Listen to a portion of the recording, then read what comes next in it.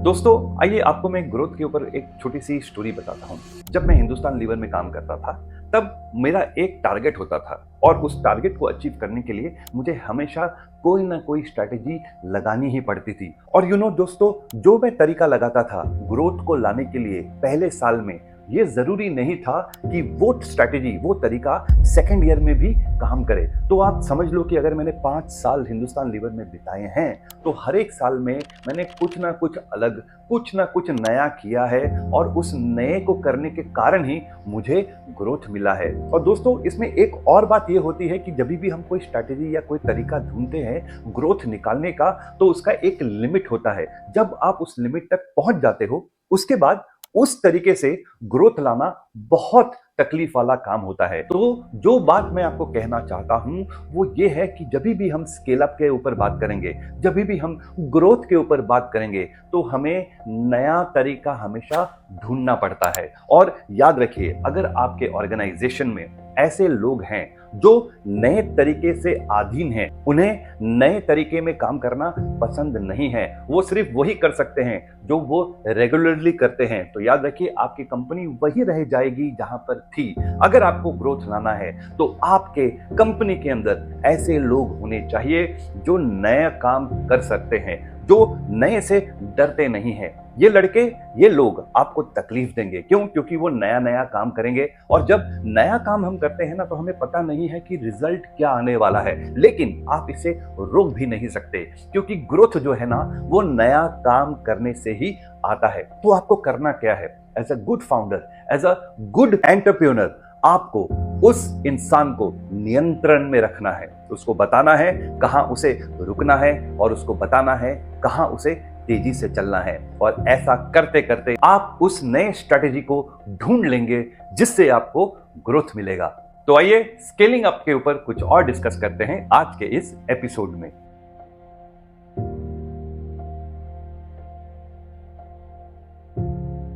तो दोस्तों, एपिसोड को आगे बढ़ाने से पहले मैं एक छोटा सा रिकैप कर लेता हूं। पिछले एपिसोड में जो आपको बताया था मैंने, वो ये था कि जब हम चेंज लाने की कोशिश करते हैं, जब हम स्केल अप करने के बारे सोचते हैं, तब जो एग्जिस्टिंग टीम होती है वो कभी ना कभी हमें एक रेजिस्टेंस देती है और उस रेजिस्टेंस की वजह से हम कहीं ना कहीं रुक जाते हैं। और इस रेजिस्टेंस को ओवरकम करना कोई आसान बात नहीं होती। दोस्तों, जब हम स्केल अप की बात करते हैं, जब हम ग्रोथ की बात करते हैं, वो एक जंग की तरह होता है।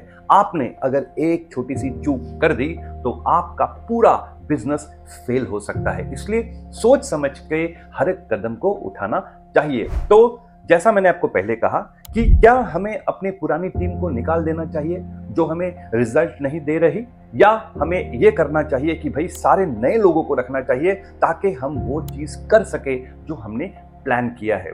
याद रखिए दोस्तों, the solution is not to sack people. और आमतौर ऐसा देखा गया है कि बहुत लोग यही गलती करते हैं। वो क्या करते हैं कि भाई पुराने लोग मेरी बात नहीं सुन रहे हैं, एक काम करो, इन सबको निकाल दो, हम नए लोग लेके आते हैं। और दुर्भाग्यपूर्ण ये स्ट्रेटेजी काम नहीं करती। दोस्तों, ये सोच कि पुराने लोगों की आपको जरूरत नहीं है, बिल्कुल गलत है।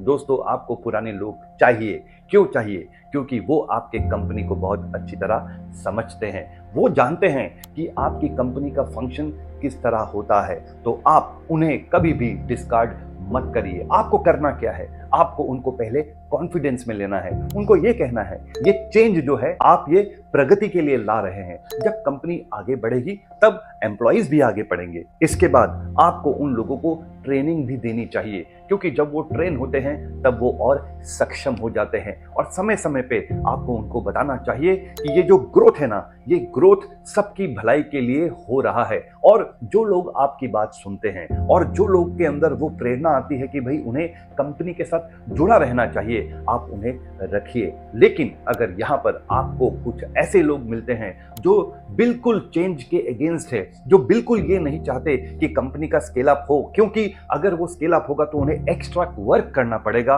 तो आप उन्हें बड़े प्रेम से ये कहिए कि भाई हमारी कंपनी आपके लिए सही नहीं है। बिल्कुल किसी भी तरह का वाद विवाद नहीं होना चाहिए। बहुत अच्छी तरह से उस रिलेशनशिप को खत्म करना चाहिए। और मैं ये इसलिए कह रहा हूं दोस्तों, क्योंकि कहीं ना कहीं हम सब कोई कनेक्टेड होते हैं, और जो एग्जिटिंग एम्प्लॉय होता है ना, employees who leave companies are the brand ambassador of the company. मतलब जब वो छोड़कर बाहर जाते हैं ना, तब ये डिपेंड करता है कि आपने उनका एग्जिट फॉर्मेलिटी किस तरह किया है, जिससे वो ये कहेंगे या तो वो कंपनी बहुत अच्छी है या तो वो कंपनी बहुत बुरी है। इस एंटायर प्रोसेस के दौरान आपको ये तो समझ में आ जाएगा कि किन लोगों को आपके कंपनी में आपको रिटेन करना है, उनको आप रिटेन करिए और उसके बाद एक नई टीम को बनाइए। और इस नए टीम में याद रखिए, आपको वो लोग चाहिए जिनके अंदर जज्बा हो, जिनके अंदर जुनून हो और जो चेंज से डरते ना हो, ताकि ये जो कॉम्बिनेशन है वो ऐसा है कि जो आपके एग्जिस्टिंग लोग हैं, जो आपके पुराने लोग हैं, वो कंपनी में डिसिप्लिन लेके आते हैं, वो कंपनी में एक कंसिस्टेंसी लेके आते हैं, और जो नए लोग होते हैं वो बाहर जाते हैं, वो लोगों से डिस्कस करते हैं और न्यू बिजनेस अपॉर्चुनिटी लेके आते हैं। तो दोस्तों ये एक कॉम्बिनेशन है जिसमें आपको पुराने लोग भी चाहिए, आपको नए लोग भी चाहिए, और आप as a founder, as an entrepreneur, as a leader, आपको क्या करना है, आपको इन दोनों के बीच में तालमेल बना के रखना है ताकि आपकी कंपनी आगे बढ़े। तो दोस्तों जब आप ये समझ जाते हो और जब आप अपने टीम को सेट कर लेते हो, याद रखो आपने स्केलिंग, आपका जो पहला हर्डल है, उस हर्डल को आपने ओवरकम किया है। अब आप एक्शन मोड में जा सकते हो और अगले एपिसोड्स में मैं आपको बताऊंगा कि स्केल अप की स्ट्रेटजीज क्या क्या होती हैं। तब तक के लिए थोड़ा इंतजार कीजिए। बहुत बहुत धन्यवाद।